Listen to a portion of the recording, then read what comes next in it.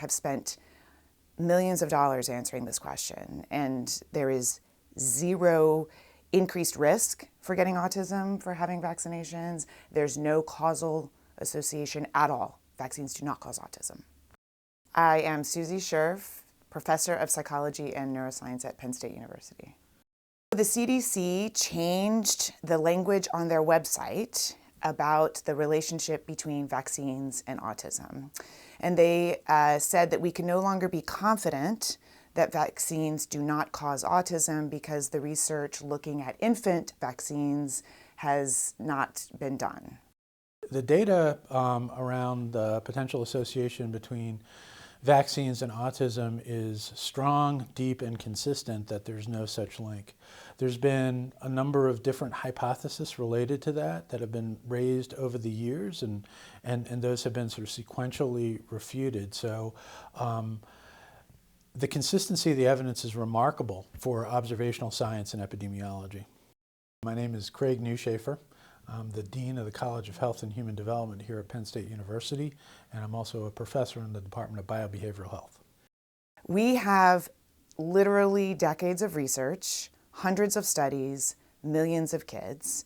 We know definitively that neither infant vaccines nor toddler vaccines cause autism. And I'll give you one kind of example. There was a study in Japan 20 years ago, 2 decades ago, we know this, where they pulled the vaccine out of the population, so they had a good understanding of how frequent autism occurred. They pulled the vaccines, and then they measured the frequency of autism afterwards, and the frequency of autism actually increased. It didn't decrease. So if the vaccines were directly causing autism, we would have expected, the rates to plummet, but in fact, they did not. They continued to rise.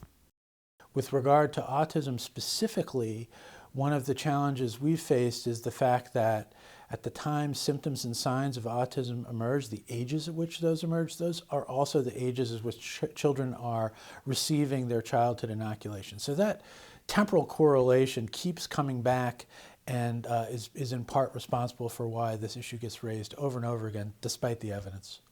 In psychology, we call autism a neurodevelopmental disorder, and those 3 parts are important because neuro has to do with the brain, and developmental means it emerges and alters the way people experience the world from the earliest days. And the way we identify autism is to look for 3 kinds of challenges. 1, difficulties in social communication and social interaction.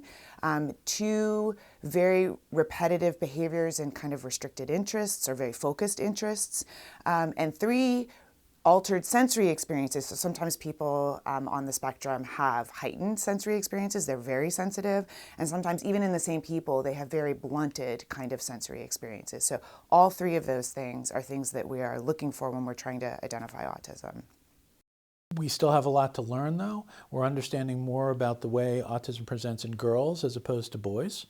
The prevalence of autism is about 4 times greater in boys than girls, and it seems that some of that might be because we're not looking for autism the right way in girls, but some of that might also be due to biology, although those specific biologic factors are yet to be elucidated. And the Autism Data Science Initiative adopts more of a accepted stance that autism is complicated, there are multiple causes, likely involves the interaction between genes and environment. We know autism is highly heritable, so any approach that sets genes aside makes no sense at all.